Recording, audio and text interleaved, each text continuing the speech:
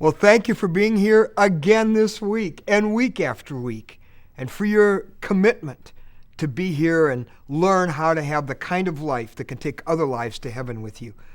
You probably have no idea how many lives that you will meet and you will touch in the years to come could be impacted by what you have learned and made a part of you during these last few weeks. And we've only got 2 more times together to prepare for a whole lifetime of being a part of the work that Jesus came to do, the work that he died for, to help people have their sins forgiven and get to heaven.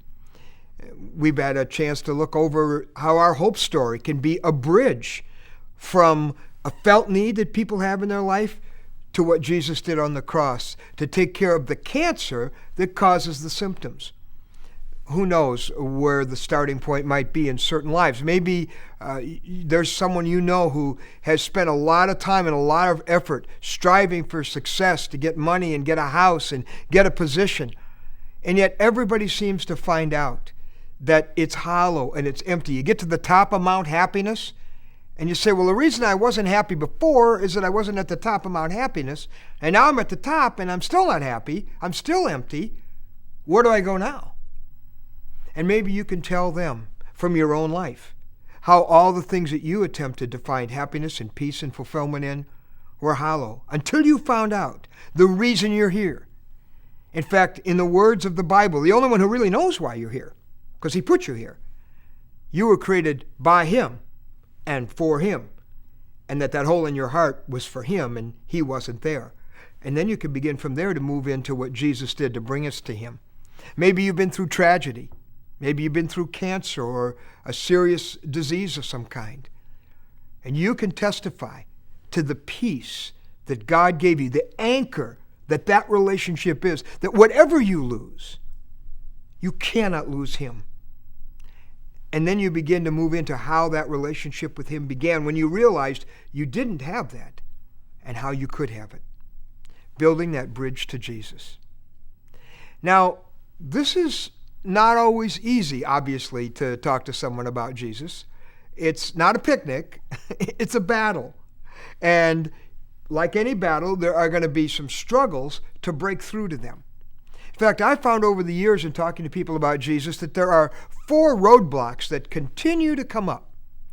It's kind of the yeah, but when you hear about Jesus. Yeah, but. And it has to do with hypocrites. Oh, you've heard that one before. Oh yeah, Christians, I know, hypocrites.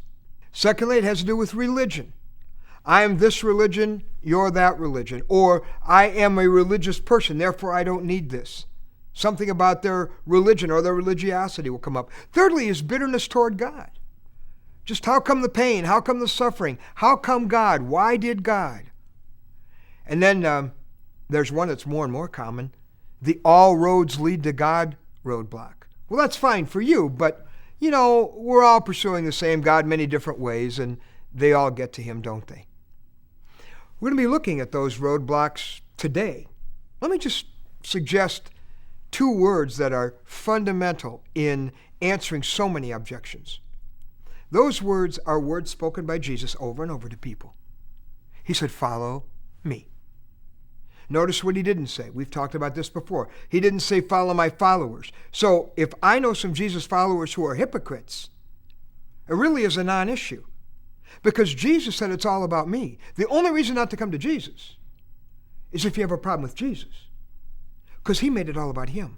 So what's your problem with Jesus? Follow me, he said.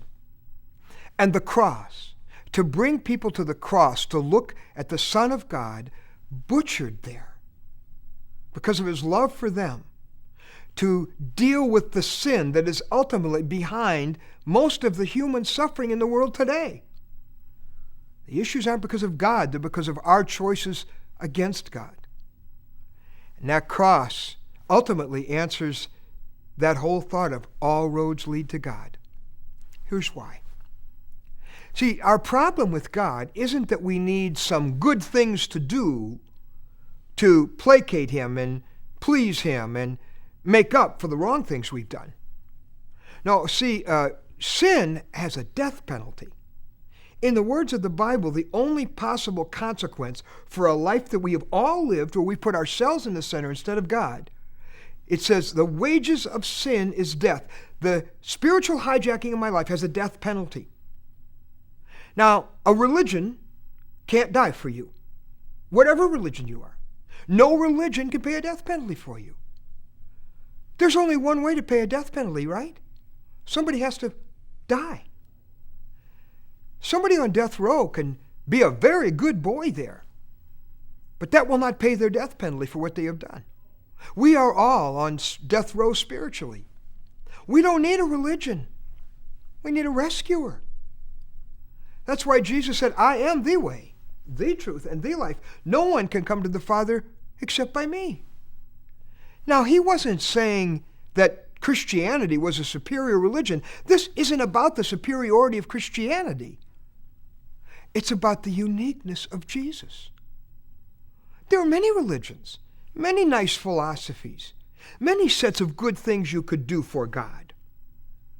If only those would get us to him. But he's perfect. He's holy. And good does not repay bad. And good doesn't pay a death penalty. Remember? Somebody has to die. And somebody did. God's Son did. In our place. We did the sinning. He did the dying.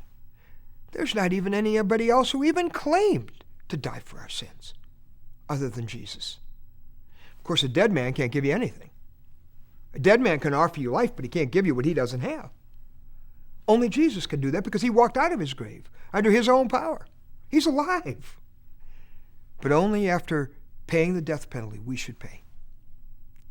So Jesus' words, follow me. And his death on the cross, the only possible payment for our death penalty, are powerful answers to the roadblocks. Once again, it's all about Jesus.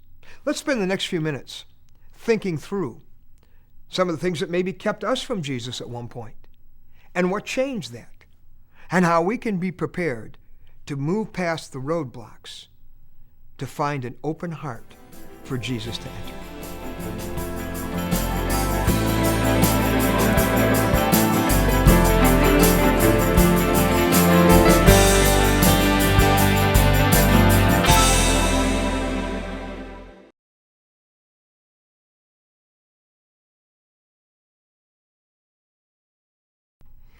Well, thanks for spending a few minutes to engage some of those roadblocks that keep people away from Jesus.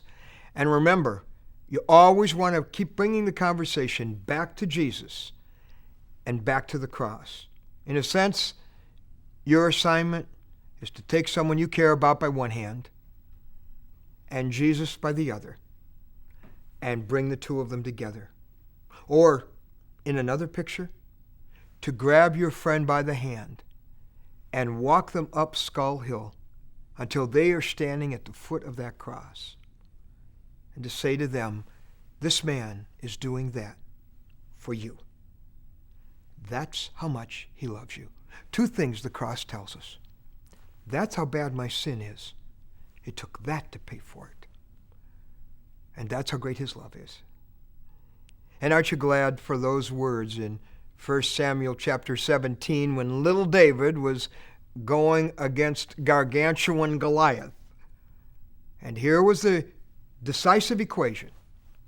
He said, the battle is the Lord's. And as you battle for the life of someone you care about, you want them in heaven with you. When you get there, you don't want to find them missing. Remember, the battle ultimately is the Lord's.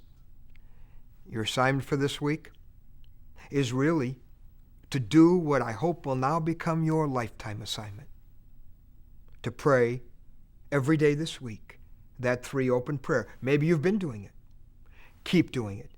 If you haven't or you've stopped doing it, let this week be the first week of the rest of your life of beginning to pray, Lord, open a door, a natural opportunity for me to talk about you. Lord, open their heart. And Lord, open my mouth with the words and the approach and the courage to tell them about you. We've got one more week, and I want you to be able to come back next week with maybe a story to tell or a question to ask as we get ready to launch a life that matters in this way. The outcomes, the results of you stepping out of your comfort zone and moving beyond your fear are eternal. In the movie World Trade Center, the true story of a firefighter named John McLaughlin is told. He had gone in to rescue others from the rubble of that awful day. He ended up being caught in the collapse of the South Tower. He was able to scramble to get into an elevator shaft where he was then covered with debris and seriously injured. The scene in the movie portrays what happened that day as finally rescuers reach the place where he is. And suddenly he sees light open up over his face and over his body, and he knows he's going to live. And those rescuers pull him out and carry him bruised and battered, passing him down a row of rescuers. And as he goes down that row with what little strength he has, he reaches to his right and to his left and tries to touch each one and simply says, "Thank you, thank you, thank you." I'm praying that there'll be some folks in heaven one day who, when you get there, will reach out to you and say, "Thank you. I would have died without you. I would have died without Christ. And because of what Jesus did, and because you told me about it, I'm here. Thank you." Wow. That is a life that matters. See you next week.